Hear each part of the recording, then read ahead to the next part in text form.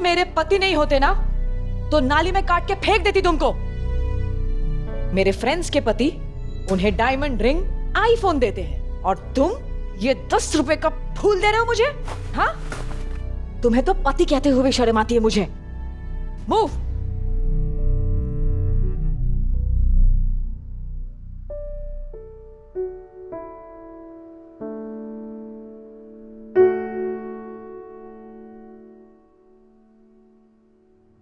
अनिका ने अपने पापा के कहने पर नक्श से शादी तो कर ली थी, मगर जब उसे पता चला कि उसका पति कोई अमीर बिजनेसमैन नहीं बल्कि झोपड़पट्टी में रहने वाला एक गरीब लड़का है, तो उसकी आंखें फटी की फटी रह गईं। फिर अनिका ने ये शर्त रखी थी कि घर के बाहर किसी को पता न चले कि नक्श उसका पति है।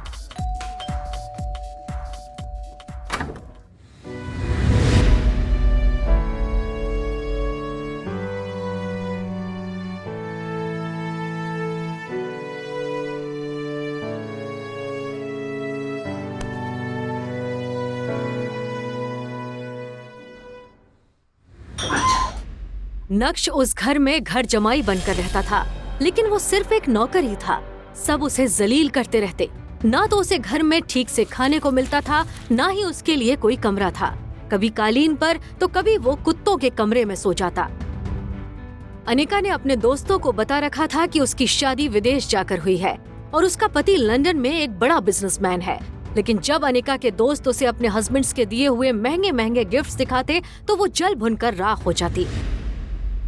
वैलेंटाइन आने वाला था और नक्श अनिका के लिए रेड रोज लाया था, जो उसने लेने से मना कर दिया और चिल्लाते हुए बोली, तुम्हारे पास सिर्फ 2 दिन है। मुझे वैलेंटाइंस पर एक महंगा गिफ्ट चाहिए जिसकी कीमत कम से कम 1 लाख रुपए हो, और अगर नहीं ला सके तो किसी ट्रेन के सामने खड़े होकर मर जाना।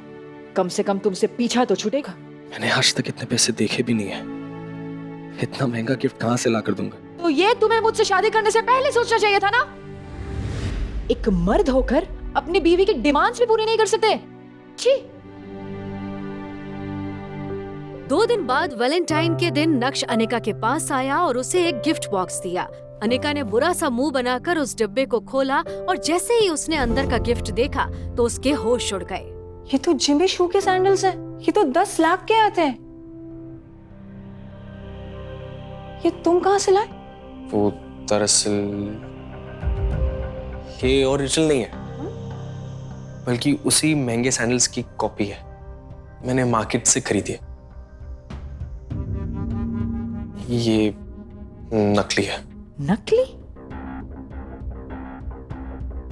अनिका ने बुरा सा मुंह बनाकर उन सैंडल्स को अपने कमरे में रख दिया, पर सैंडल्स की क्वालिटी देखकर अनिका को नक्श पर थोड़ा शक हुआ, क्योंकि वो सैंडल्स एकदम ओरिजिनल लग रहे थे। एक्चुअली आप मिस्टर भानुशाली के दोस्त हैं? मिस्टर भानुशाली मतलब भानुशाली इंडस्ट्रीज के मालिक? पर उन्हें तो आज तक किसी ने नहीं देखा। बड़े बड़े लोग उनसे बात भी नहीं कर सकते। नहीं, मैं उन्हें नहीं जानती हूँ, पर तुमने ऐसा क्यों पूछा? मैम, आपके हाथ में ये जो बैग है ना, ये जिमी शू सैंडल का बैग है। मैं आए? हाँ।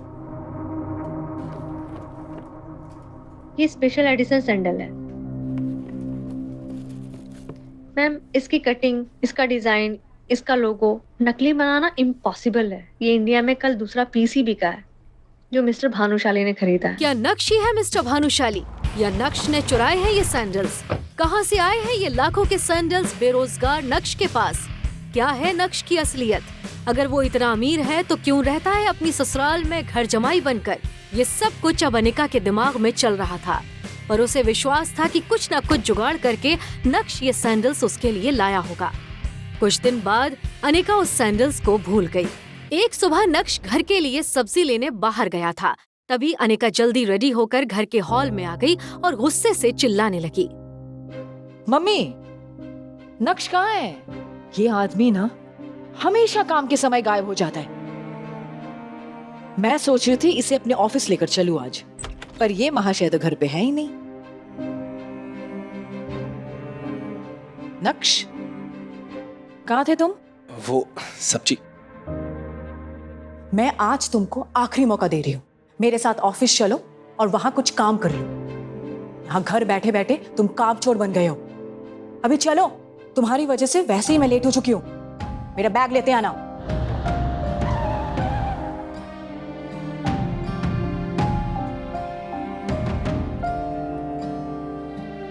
ये सब लेकर आओ। हाय विहान। यार अनिका, कहाँ रह गई थी तुम? पता है 1 घंटे से तुम्हारा इंतजार कर रहा हूँ। I'm so sorry Vihaan. कुछ लोगों के कारण घर से निकलने में देर हो जाती है। अब इसमें सॉरी की क्या बात है? खैर, ये देखो अनिका, भव्य साची का लहंगा तुम्हारे लिए लाया हूँ। ये वही लहंगा है जो दीपिका ने अपनी शादी में पहना था। तुम्हें अपनी फ्रेंड की वेडिंग पे जाना था ना, अब तुम ये वहीं पहनना। वाह विहान, ये तुम मेरे लिए लाए हो? वाह, ये बहुत सुंदर है। Thank you so much for your gift. इसमें थैंक यू की क्या बात है? तुम्हारे सामने ये कुछ भी नहीं। मैंने अपने दोस्त से सीधा बोल के इसे डिजाइन करवाया। पूरे 20 लाख का है ये lehenga. Oh my god, 20 lakh! Vihaan, मुझे बिल्कुल यही लहंगा चाहिए था।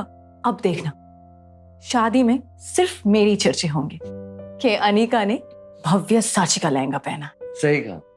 और वैसे भी तुम कोई सेलिब्रिटी से कम हो क्या? विहान अनिका को इम्प्रेस करने की पूरी कोशिश कर रहा था। अनिका, ये लहंगा नकली है। क्या? ये ओरिजिनल की कॉपी है। ये क्या बक रहे हो तुम? और तुम्हारी हालत देख के तो लगता है कि तुम्हारे पास शर्ट खरीदने के पैसे नहीं है। कभी भव्य साची का नाम भी सुना है और इसे नकली बता रहे हो? ओरिजिनल लहंगे में सिल्क यूज होता है। इसका फैब्रिक भी अलग है और डिजाइन भी अलग। दूसरी बात, इसमें भव्य साची की जो स्पेलिंग है, पहला लेटर कैपिटल में है। असली लहंगे में सब स्मॉल में होते हैं। इस तरह के नकली लहंगे शहर में 5-5 हजार के बिकते हैं। अनिका ने जब ध्यान से देखा तो वो सच में नकली लहंगा निकला और ये देखकर विहान भी चुप हो गया और अपनी सफाई में कहने लगा, मुझे लगता है मेरे दोस्त ने मुझे झूठ बोला है। मैं उसे छोड़ूंगा नहीं। मैंने तुम्हारे लिए ओरिजिनल भव्य साची का लहंगा बनवाया था। अनिका, मैं भला तुम्हें नकली लहंगा क्यों दूंगा? मुझे जाना है, मुझे कुछ काम है।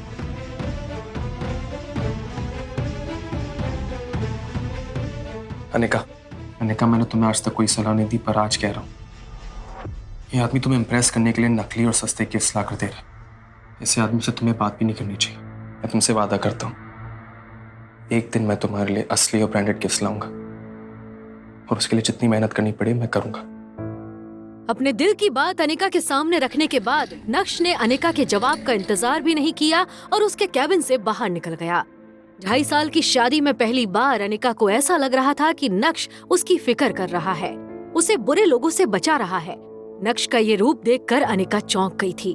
आज पहली बार अनिका के मन में ये सवाल उठा था, क्या नक्श को खुद से दूर रखकर मैंने कोई गलती तो नहीं कर दी? ये क्या सोच रही हूँ मैं?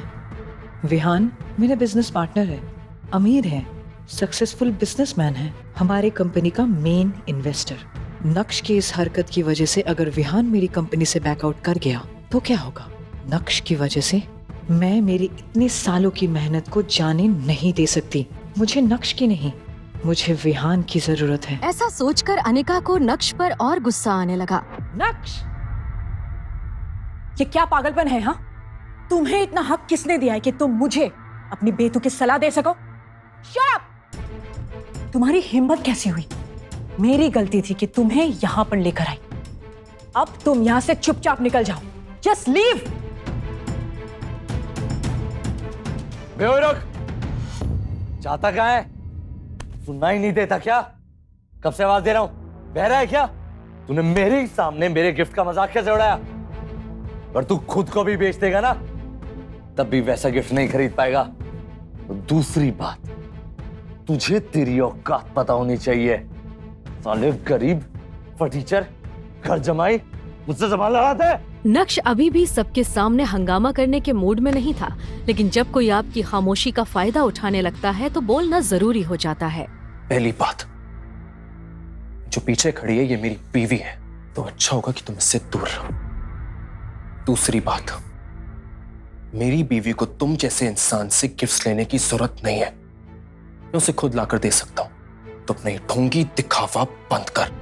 और हाँ, तीसरी बात, जब जेब में नोट ना हो तो चिल्लर बजाकर दिखावा नहीं करते। इसी के साथ नक्श ने विहान को एक बाजू धकेला और ऑफिस से बाहर निकल गया। तमाशा खत्म होने के बाद अनिका भी ऑफिस के अंदर चली गई। अनिका गुस्से से आग बबूला हो रही थी। उसकी जलती आंखों के सामने सिर्फ नक्श का चेहरा घूम रहा था और वो जितना नक्श के बारे में सोच रही थी, उसका गुस्सा उतना ही बढ़ता जा रहा था।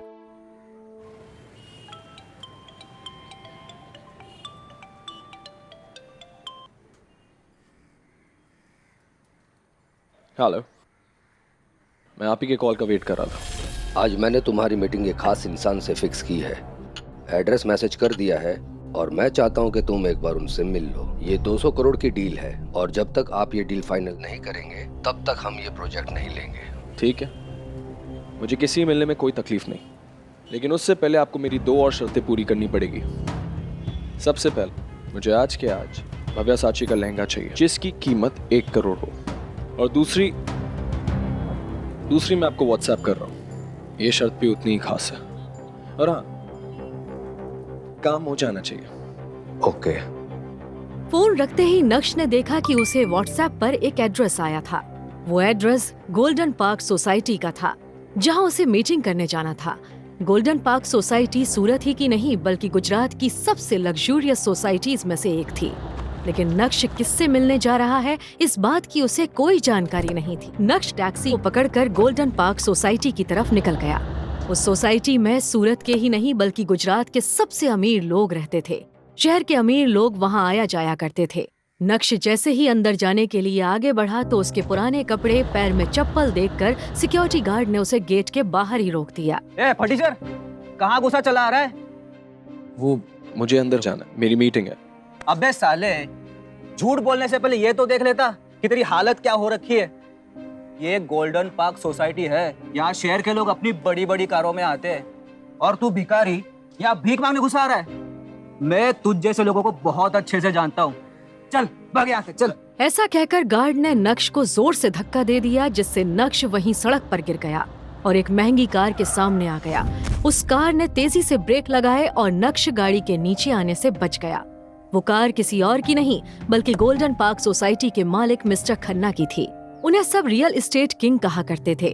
पूरे गुजरात में बड़ी बड़ी बिल्डिंग्स और सोसाइटी उन्होंने ही बनाई थी। जैसे ही कार में बैठे मिस्टर खन्ना ने ये सब देखा तो वो उतर कर आए और गार्ड पर चिल्लाने लगे। क्या हो रहा है सब? वो भी सोसाइटी के गेट पर? हाँ? पता नहीं, सब करने से हमारी सोसाइटी की रेपुटेशन खराब होती है। देखिए ना सर, ये फटीचर अंदर घुसा चला आ रहा है। इसे रोका तो रुक नहीं रहा। नक्सर, आप यहाँ? मुझे माफ कर दीजिए सर, मैंने आपको देखा नहीं। मुझे अगर पता होता आप हैं तो मैं खुद आपको रिसीव करने आता सर। बेवकूफ, जानता है कौन है ये? हैं? तूने सर के सामने मेरी इज्जत खराब कर दी। मैं तुझे अभी नौकरी से निकालता हूं। इसमें इसकी कोई गलती नहीं है। मेरी हालत ही कुछ ऐसी है, कोई भिखारी ही समझेगा। लेकिन सर, आप यहाँ इस हालत में? मैं आपसे 4 साल पहले जब मिला था तो आप बिल्कुल अलग थे और अब? मिस्टर खन्ना, कुछ ऐसा हुआ जो मैं आपको बता नहीं सकता, पर हाँ, जल्दी सब कुछ बदल जाएगा। फिलहाल मुझे अंदर एक मीटिंग के लिए जाना है। मैं आपसे फिर बाद में मिलता हूँ। Sure sir.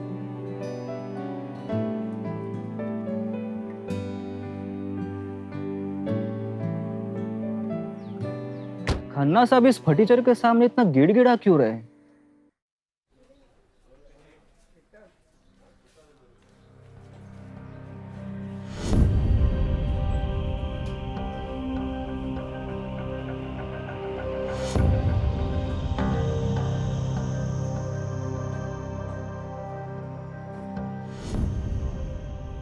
तुमने मुझे पहले क्यों नहीं बताया कि मैं इस इंसान के साथ डीलिंग कर रहा हूं?